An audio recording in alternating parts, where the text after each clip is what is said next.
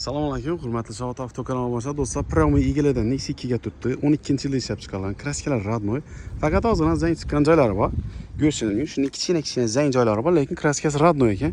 300 ming kilometr yurgan. Holati zo'r, Polux mashin, yana ko'rishingiz mumkin. Salon holatlari вообще akkurat turibdi. Bir joyga keldim, reklama qilib ber.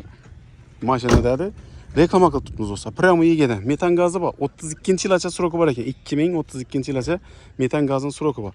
Hozirdan zang chiqqan joyi bor. Xullas mashinamiz radnoy, faqat shu mayda zang chiqqan joylari bor ekan. Lekin mashinaning motor hadoy korobkasi ideal turibdi. Chunki hozir o'zim haydab ko'rdim, bir ish bilan bir yerga keldim. Hozir bir qator aylanib, haydab, tekshirib reklama qilib turibman do'stlar. Sonus gibrid bo'ladi mashinamiz.